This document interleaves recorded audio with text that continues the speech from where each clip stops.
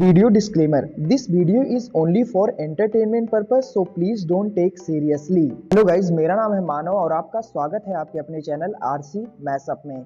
Guys, आज के इस वीडियो में हम देखने वाले हैं एक कमाल के मैशअप रिएक्शन को। अगर आपको ये मैशअप रिएक्शन की वीडियो पसंद आएगी तो वीडियो को लाइक और शेयर जरूर कर दीजिएगा और चैनल पे नए हैं तो चैनल को सब्सक्राइब जरूर कर लीजिएगा। Thank you. तो गाइज, आगे की बात हम वीडियो खत्म होने के बाद करते हैं, तो चलिए इस कमाल के मैशअप रिएक्शन की वीडियो की शुरुआत करते हैं। Hope you will enjoy.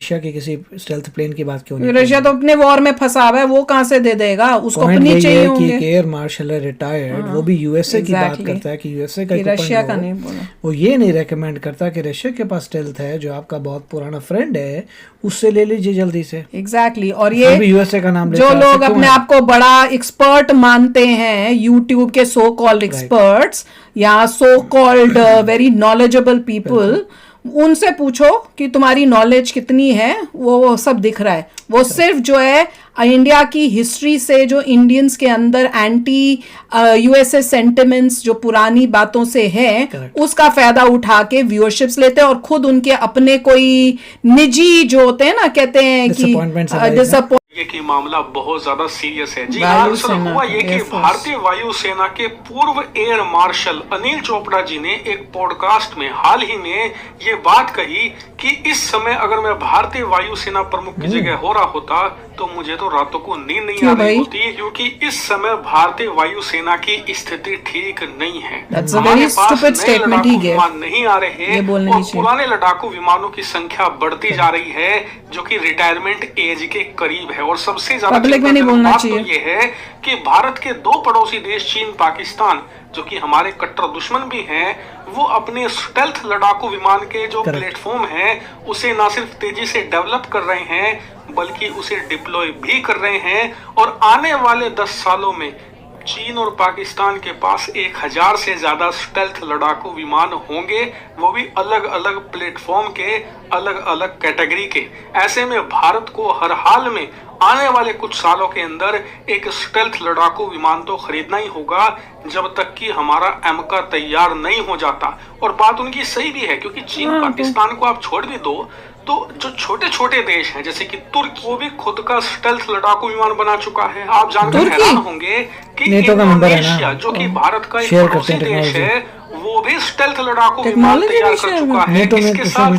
Korea के साथ मिलकर। जी हाँ, दक्षिण कोरिया के पास भी KA सीरीज का एक स्टेल्थ लड़ाकू विमान ऑलमोस्ट रेडी हो चुका है। छोटे छोटे देश एशिया के स्टेल्थ लड़ाकू विमान बना रहे हैं जिन्हें चीन से खतरा है, और भारत, जिसे सबसे ज्यादा डेंजर है चीन से, वो उसका पता नहीं कब स्टेल्थ टेक्नोलॉजी के अंदर एंटर करेगा, कब वो स्टेल्थ लड़ाकू विमान के प्लेटफॉर्म को वायुसेना में शामिल करेगा।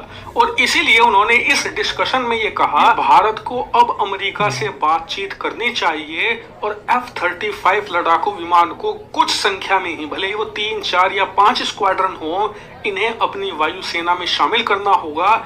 और इससे तब तक काम चलाना होगा जब तक कि हमारा एमका बनकर तैयार नहीं हो जाता, क्योंकि एमका के भरोसे हम अपनी वायुसेना को ऐसे ही नहीं छोड़ सकते। हमें फिलहाल अपनी वायुसेना को स्ट्रेंथन करना होगा, क्योंकि जो हमने राफेल भी खरीदे हैं वो सिर्फ 2 स्क्वाड्रन हैं, जिसमें से एक अंबाला में तैनात है तो दूसरी हशीमारा में। इन 2 से हम चीन पाकिस्तान दोनों से एक साथ नहीं निपट सकते। इसीलिए वायुसेना को आधुनिक लड़ाकू विमानों की बहुत ज्यादा जरूरत है। वहीं भारत में जो लोग F-35 का विरोध करते हैं उन्हें भी करारा जवाब मिला है। दरअसल भारत के अंदर बहुत से लोग हैं ये बात कहते हैं कि भारत को F-35 अमेरिका किसी कीमत पर नहीं बेचेगा, ये असंभव है। क्यों? उनका तर्क ये है कि भारत ने S-400 एयर डिफेंस सिस्टम खरीदे हुए हैं। ऐसे में S-400 के साथ अमेरिका कभी भी F-35 नहीं देने वाला भारत को। तो इस पर जो एयर मार्शल अनिल चोपड़ा जी हैं, उन्होंने कहा कि दुनिया का जो बेस्ट अटैक हेलीकॉप्टर है ना, जिसे हेलीकॉप्टर की दुनिया का F-35 माना जाता है वो है अपाचे। अमेरिका ऑलरेडी भारत को अपाचे दे चुका है और भारत की वायुसेना और थल सेना दोनों इसका इस्तेमाल कर रहे हैं।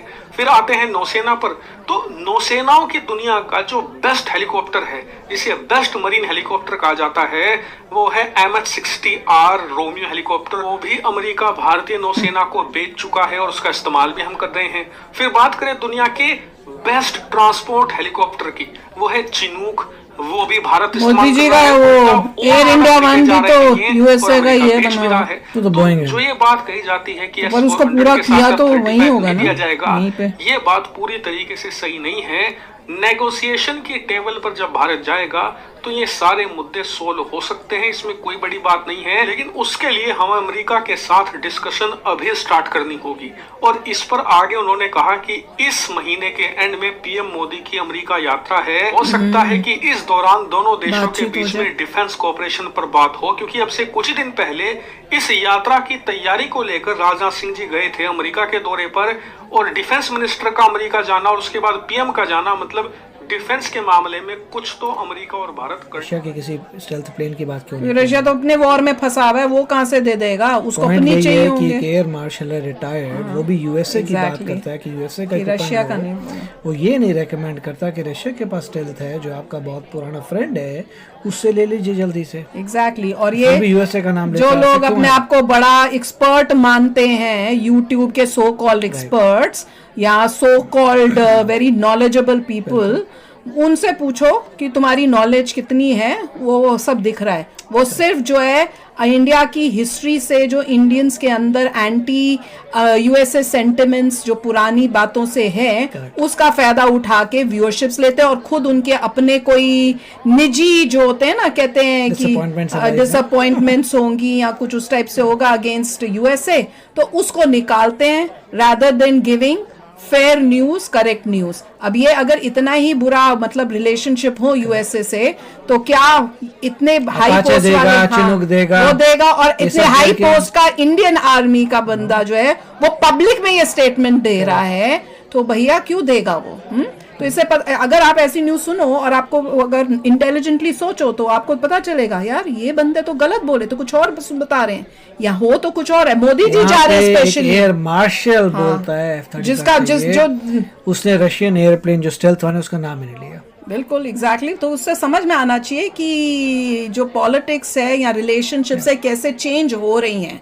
एंड खास मोदी जी अब जा रहे हैं, कोशिश हो रही है, उससे पहले राजनाथ सिंह गए हैं कि रिलेशनशिप्स बिटवीन यूएसए और इंडिया जो है स्ट्रॉन्गर हो, बेटर हो, एंड वो इंडिया के लिए भी बहुत बेनिफिशियल हो। देखिए इसमें एक बात तो सही थी कि रिसर्च एंड डेवलपमेंट ज्यादा पैसा लगाना चाहिए। ये तो पुरानी गवर्नमेंट जो थी कांग्रेस जल्दी उसका आने है। चाहिए। अगर ये सब जो गंद चाइना काम के किए पास ऑलरेडी है स्टेल्थ एयरप्लेन्स और वो पाकिस्तान को दे रहे हैं, तो यहाँ खतरा पैदा हो रहा है।